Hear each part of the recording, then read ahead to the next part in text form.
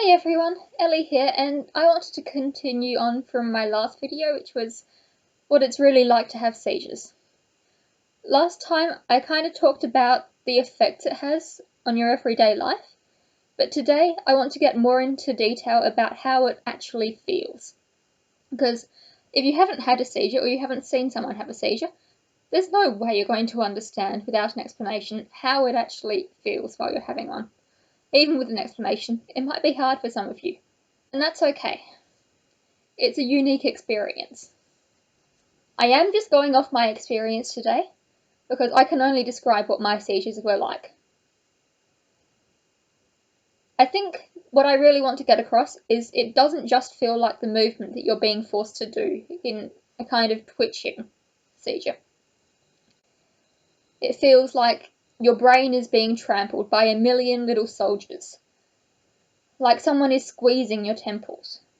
Like your chest being constricted. Every part of your body is affected by a seizure. I think the overwhelming feeling for me when I used to have them was just the feeling of my head not feeling big enough for my brain. It was like it was being compressed, but also like it was trying to expand at the same time, and it just couldn't do it. And it felt like it was being trampled, like an entire army was just running all over my brain cells. It felt like someone was trying to squeeze the sponge, and the sponge was my brain. That was just what I felt going on inside my head at the time. There was so much more than that to it. Another thing that always accompanied my seizures was a feeling as though I was about to cry, even though I wasn't. My chest would constrict. I'd feel like there were tears behind my eyes, even though there was absolutely nothing there. My shoulders would get tense. It would be just like I was about to cry. But I wasn't. I was just about to have a seizure. I used the example of being about to cry because it did have that whole, my throat is getting blocked up and I feel like tears are going to come out of my eyes. But it never happened. It was just that constricted feeling. On top of that, there would be the physical side of the seizure, the side that everyone else would see. For me, that usually presented in the form of rapid, one-sided blinking. It was one-sided because only one side of my brain was causing the seizures, and it would always be very jerky, uncontrollable blinking, like that kind of look. It was always just as though there was sand in my eyes that I was trying to get out, but without the gritty feeling. Just the whole not being able to stop yourself blinking.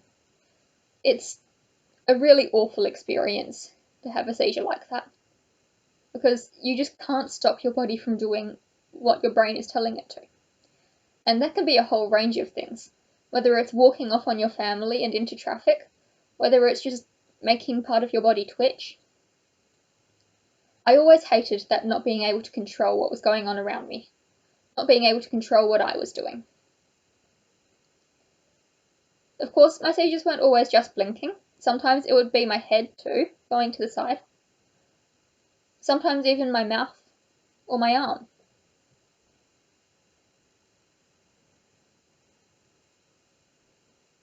I think what was really the biggest thing for me was when my mouth started going, because that would often mean that I would end up drooling as well. Just because I couldn't control what my body was doing. And again, that all is just so much to handle. Not only are you feeling completely awful inside your body, you can't control what the outside is doing. It's a suffocating feeling to have a seizure like that. I think the things that tended to make my seizures worse were when people were trying to help, sometimes, because seizures just aren't understood enough. Having people watch, having people too close to me, always made them feel far worse. It was like some kind of claustrophobic feeling. Of course, my chest was already constricted with the seizure. I was breathing perfectly well, most of the time, but it was just so hard to have people near me. It would be overwhelming, and it would make the seizure itself worse.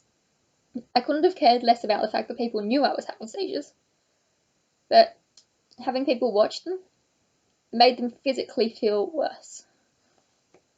And I know that when people were trying to help and they would come closer, it was purely out of care.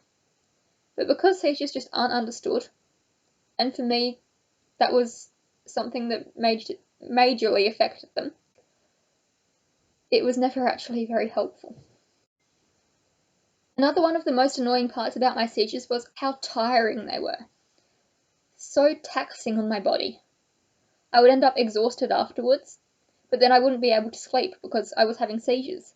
And then the seizures would get worse because I wasn't sleeping, and I ended up in a vicious cycle. That's why a lot of the time I'd end up in hospital. Purely because I couldn't get enough rest through my seizures, and one of the main causes for seizures is fatigue.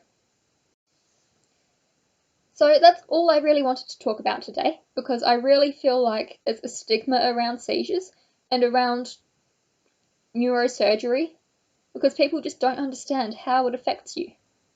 People don't understand how they can help. And there's no way that people can ever help if they don't understand, so I'm here to try and teach you. Thank you for trying to learn.